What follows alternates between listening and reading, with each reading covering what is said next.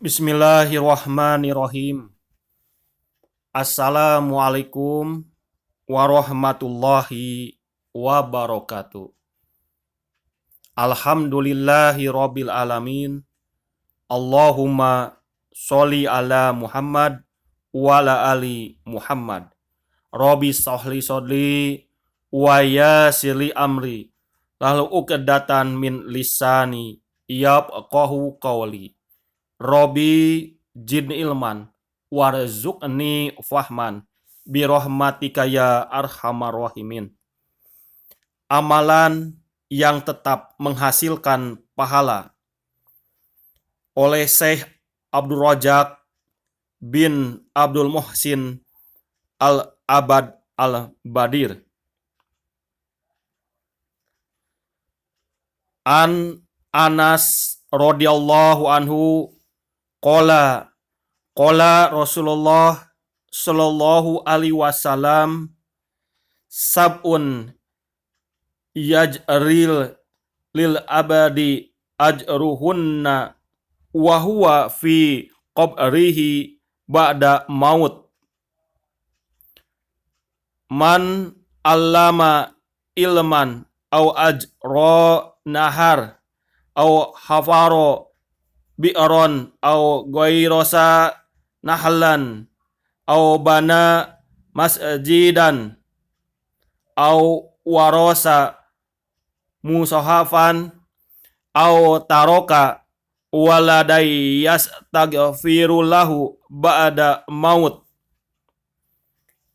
Dari Anas radhiyallahu anhu, beliau mengatakan, Rasulullah Shallallahu alaihi wasallam bersabda, ada 7 hal yang pahalanya akan tetap mengalir bagi seorang hamba padahal dia sudah terbaring dalam kuburnya setelah wafatnya, yaitu 1. Orang yang mengajarkan suatu ilmu. 2. Mengalirkan sungai. 3. Menggali sumur. 4. Menanam kurma atau menanam pohon-pohon yang berbuah, menanam pohon-pohon yang tidak berbuah. 5. Membangun masjid. 6. Mewariskan mushaf Al-Quran atau meninggalkan anak yang memohonkan ampun buatnya setelah dia meninggal, atau anak yang soleh. Hadis ini diriwayatkan oleh Al-Bajar dalam kitab Kasyaful Astar halaman 149. Hadis ini dinilai hasan atau baik, bisa dipergunakan oleh Syekh Al-Albani rahimahullah dalam kitab Shahihul Jami nomor 3602. Sungguh di antara nikmat agung Allah yang diberikan kepada para hambanya yang beriman adalah Allah Azza wa Jalla menyediakan pintu-pintu kebaikan yang sangat banyak bagi mereka. Pintu-pintu kebaikan yang bisa dikerjakan oleh seorang hamba yang mendapatkan taufik semasa hidupnya di dunia. Namun, pahalanya akan terus mengalir sepeninggal si pelaku. Aliran pahala ini sangat dibutuhkan oleh orang yang sudah meninggal. Karena orang yang sudah meninggal itu tergadai. Mereka tidak bisa lagi beramal dan mereka akan diminta pertanggungjawaban, lalu diberi balasan dari perbuatan-perbuatan yang pernah mereka lakukan dalam hidup mereka. Berbahagialah orang yang mendapatkan taufik dalam hidupnya, karena di dalam kuburnya kebaikan-kebaikan pahala dan keutamaan akan terus mengalir baginya. Dia sudah tidak lagi beramal, akan tetapi pahalanya tidak terputus, derajatnya bertambah, dan kebaikannya semakin berkembang, serta pahalanya berlipat ganda, padahal dia sudah terbaring kaku dalam kuburnya. Alangkah mulianya, alangkah indah, dan alangkah nikmatnya. Semoga Allah Azza wa Jalla menganugerahkan akhir kehidupan yang baik bagi kita semuanya. Amin ya Allah ya Robbal Alamin. Bagaimanakah menggapai harapan setiap insan beriman itu? Dalam hadis di atas, Nabi Shallallahu Alaihi Wasallam menyebutkan 7 perkara yang pahalanya akan terus mengalir kepada orang yang telah meninggal dunia. Wahai saudaraku, renungkanlah sejenak amalan-amalan ini, lalu berusahalah untuk mendapatkan bagian darinya selama engkau masih diberi kesempatan di dunia. Bergegaslah untuk mengerjakannya sebelum umurmu habis dan ajal datang menjemput. Berikut ini adalah sedikit penjelasan tentang amalan-amalan tersebut. Pertama, mengajarkan ilmu.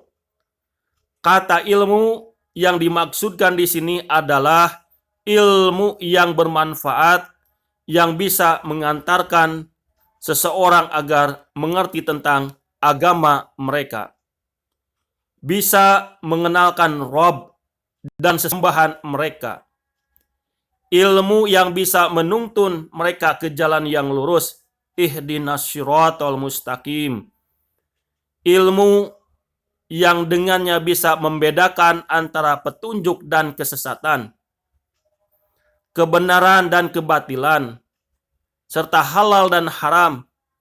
Dari sini nampak jelas besarnya keutamaan para ulama yang selalu memberi nasihat dan para dai yang ikhlas. Mereka lah ibarat pelita bagi manusia, penyangga negara, pembimbing umat, dan sumber hikmah. Hidup mereka merupakan kekayaan dan kematian mereka adalah musibah. Karena mereka mengajari orang-orang yang tidak tahu, mengingatkan yang lalai, serta menerangkan petunjuk kepada orang yang sesat. Ketika salah seorang dari para ulama meninggal dunia, maka ilmunya akan tetap abadi, terwariskan di tengah masyarakat. Buku karya dan perkataannya akan senantiasa beredar. Masyarakat bisa memanfaatkan dan mengambil faidah dari buah karya mereka. Dengan sebab inilah, pahala akan terus mengalir meski mereka sudah berada di dalam kuburan.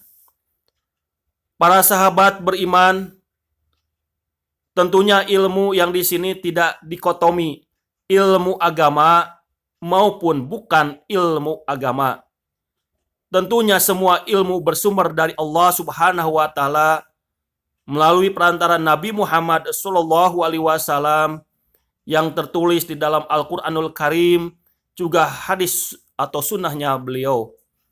Apakah itu ilmu pendidikan agama Islam, pendidikan kewarganegaraan, bahasa Indonesia, maupun bahasa-bahasa di luar bahasa Indonesia, bahasa ibu atau bahasa daerah, matematika, fisika, kimia, olahraga, ilmu kedokteran, ilmu kesehatan, ilmu teknologi informatika, ilmu perbengkelan, ilmu otomotif, ilmu membuat makanan dan minuman.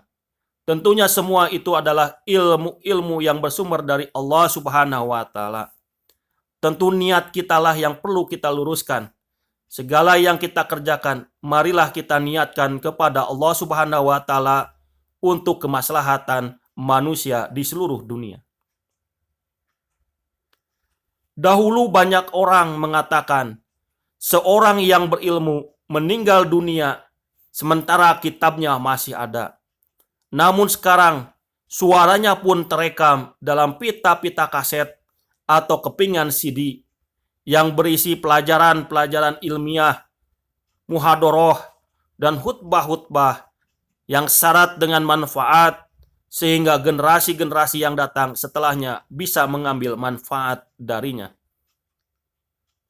Orang yang berpartisipasi dalam mencetak buku-buku yang bermanfaat dan menyebarkan buku-buku karya para ulama yang syarat dengan faidah serta membagikan kaset-kaset ilmiah, maka dia juga mendapatkan pahala yang besar dari sisi Allah Azza wa Jalla. Bahkan saat ini tidak hanya suaranya yang kita dengar, tetapi juga kita bisa melihat orang-orangnya, bisa melihat suaranya, bisa melihat orangnya, meskipun perbedaan kita dengan beliau sangat jauh dari usianya. Tapi dengan kemajuan ilmu dan teknologi, alhamdulillah kita bisa melihat orangnya. Para ulama-ulama yang kita dengar melalui video-video, baik video yang online maupun video yang offline. Kedua, mengalirkan sungai. Maksudnya adalah membuat aliran sungai dari mata air dan sungai induk, supaya airnya bisa sampai ke pemukiman, masyarakat, serta sawah ladang mereka. Dengan demikian, manusia akan terhindar dari dahaga, tanaman tersirami, serta binatang ternak mendapatkan air minum. Betapa pekerjaan besar ini akan menghasilkan begitu banyak kebaikan bagi manusia dengan membuat kemudahan bagi dalam mengakses air yang merupakan unsur terpenting dalam kehidupan. Semisal dengan ini, yaitu mengalirkan air ke pemukiman masyarakat melalui pipa-pipa. Begitu pula menyediakan tendon-tendon air di jalan-jalan dan tempat-tempat yang mereka butuhkan. Ketiga, menggali sumur. Ini sama dengan penjelasan di atas. Dalam sebuah hadis riwayat Abu Hurairah radhiyallahu anhu, Nabi Shallallahu alaihi wasallam bersabda,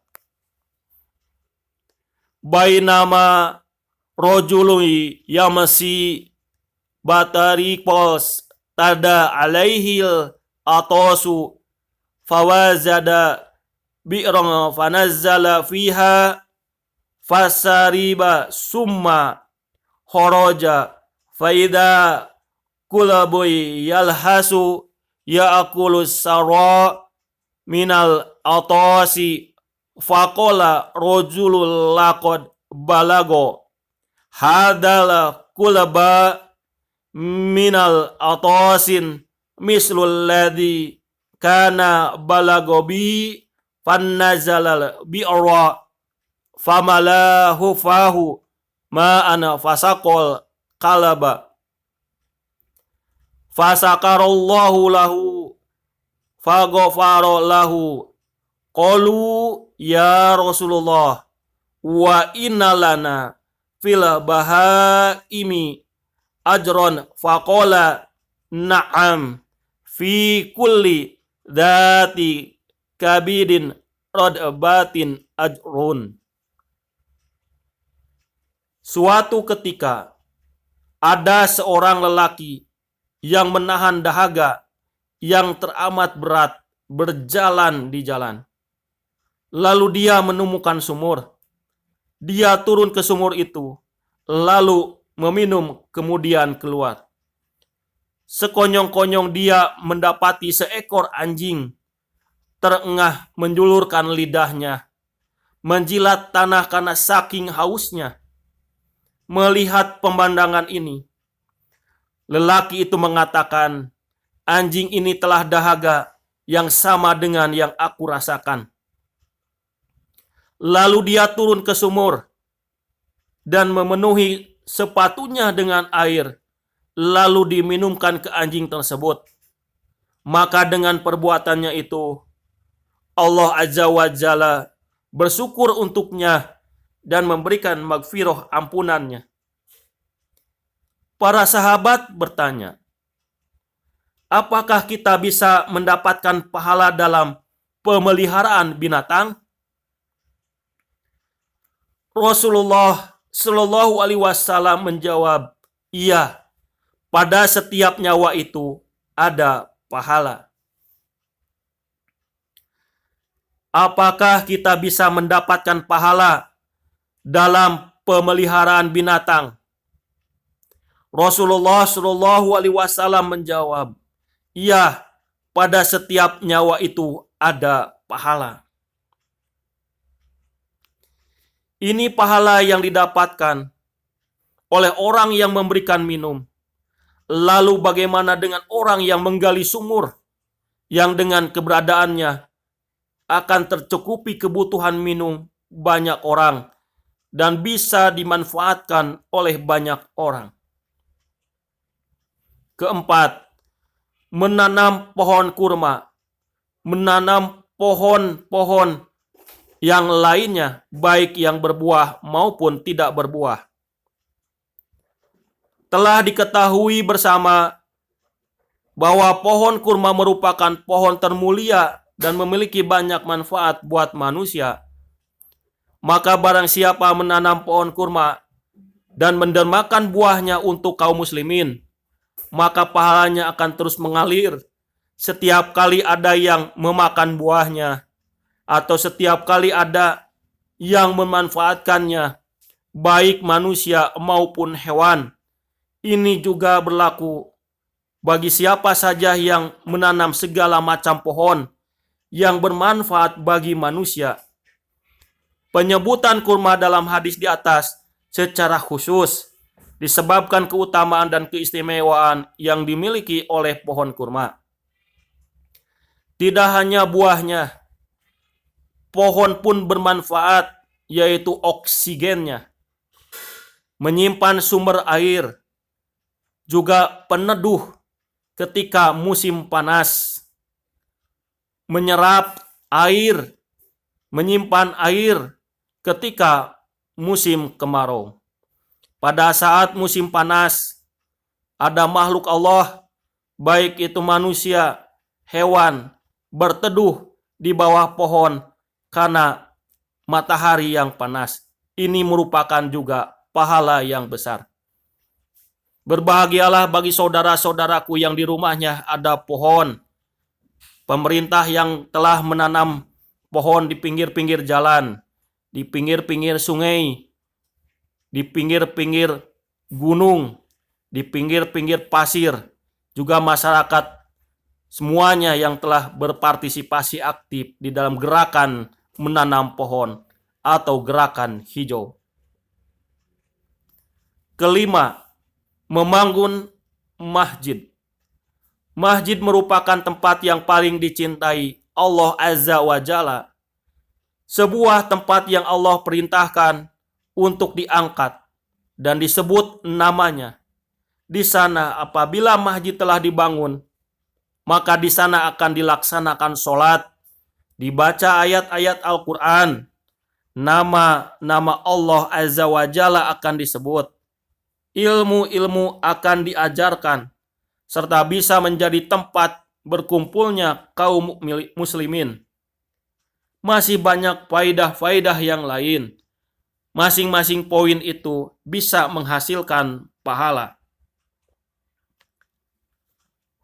Dalam sebuah hadis diriwayatkan an Utsman bin Affan radhiyallahu anhu qala sami'tu Rasulullah sallallahu alaihi wasallam yaqulu mambana masjid yabtagi bihi wajhallahu banillahu lahu mislahu fi jannah.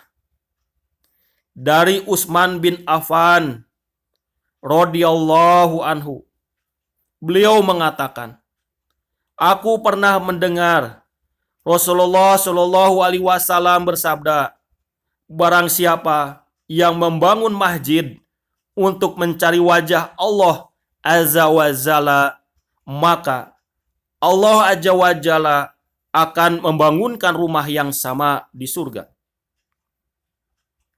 Keenam, mewariskan mushaf Al-Quran.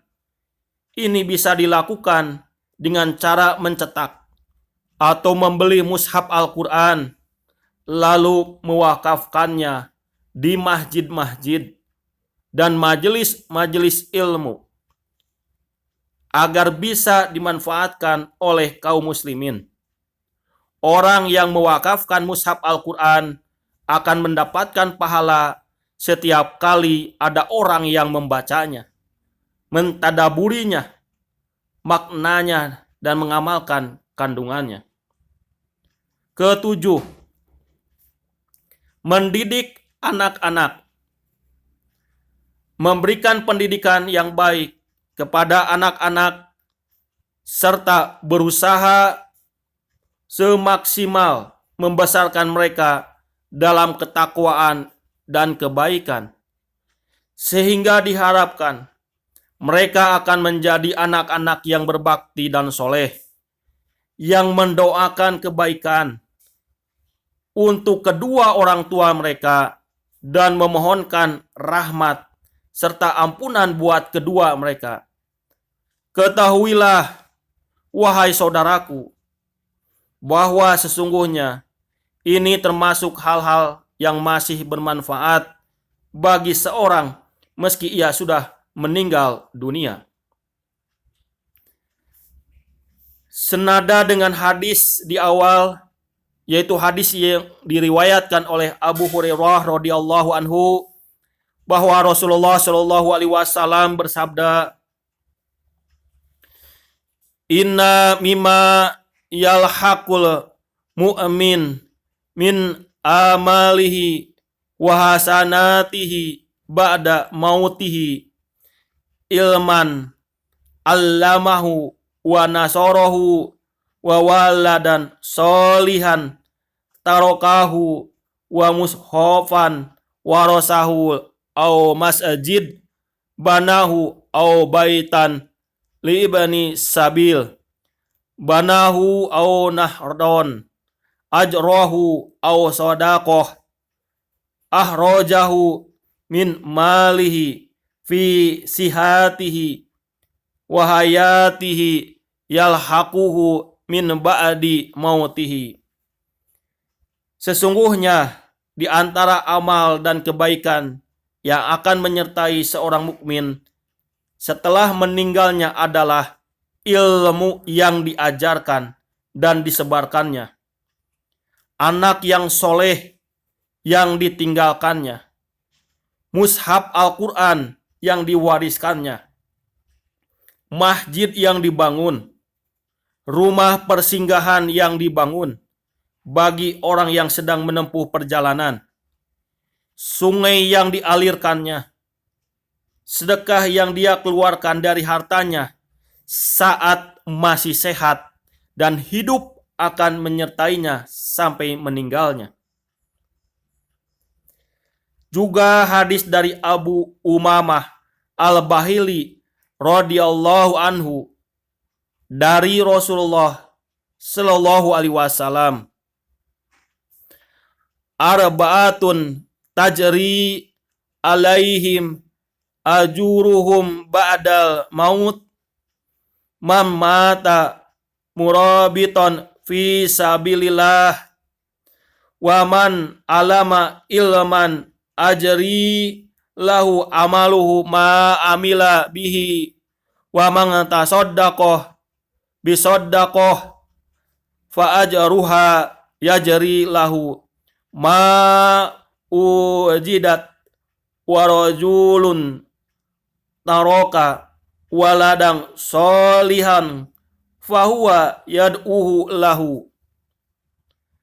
Ada 4 hal yang pahalanya tetap mengalir bagi pelakunya setelah meninggalnya, yaitu orang yang meninggal saat menjaga perbatasan dalam jihad fisabilillah, Orang yang mengajarkan ilmu, dia akan tetap diberi pahala selama ilmunya diamalkan.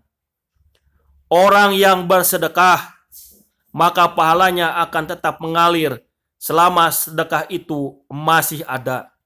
Dan orang yang meninggalkan anak soleh yang mendoakannya. Juga hadis yang sangat populer, yaitu hadis dari Abu Hurairah radhiyallahu anhu. Rasulullah Shallallahu alaihi wasallam bersabda, "Idza matal insan an qata'a anhu amaluhu illa min salasatin illa min shadaqah jariyah au ilmun yuntafa'u bihi au waladin solihan yad'u lahu." Apabila seseorang sudah meninggal, maka seluruh amalnya terputus kecuali dari 3 perkara, yaitu dari sedekah jariyah, ilmu yang dimanfaatkan, dan anak soleh yang mendoakannya. Ketika menjelaskan maksud dari sodakoh jariyah, sekelompok para ulama mengatakan bahwa maksudnya adalah wakaf.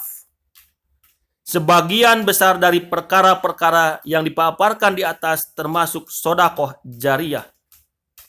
Dan sabdanya, au baitan libni sabil banahu, yang artinya rumah yang dibangun untuk orang-orang yang sedang melakukan perjalanan, atau saat ini disebut dengan rumah singgah. Di dalam potongan sabda beliau Shallallahu alaihi wasallam ini terdapat isyarat keutamaan membangun rumah dan mewakafkannya agar bisa dimanfaatkan oleh kaum muslimin secara umum. Baik Ibnu Sabil, para penuntut ilmu, anak-anak yatim, para janda, ataupun orang fakir dan miskin. Alangkah banyaknya kebaikan dan kemaslahatan yang terrelasi dengan hal ini. Terkadang hal tersebut di atas memancing munculnya berbagai amalan-amalan yang penuh barokah yang tetap menghasilkan pahala bagi pelakunya meskipun dia sudah meninggal dunia. Akhirnya, kita mohon kepada Allah Azza wa Jalla agar Allah Azza wa Jalla memberikan taufiknya kepada kita semua untuk melakukan semua kebaikan, dengan agar Allah Azza wa Jalla senantiasa membantu kita dalam melakukan berbagai aktivitas kebaikan dan senantiasa membimbing kita dalam meniti jalan petunjuk. Sami'na wa ata'na ghufranaka rabbana wa ilaikal masir. Nasrun minallah wa fatun qarib wa basiril mu'minin fastabiqul khairat. Subhanakallahumma wa bihamdika asyhadu an la ilaha illa anta astaghfiruka wa atubu ilaik. Assalamualaikum warahmatullahi wabarakatuh.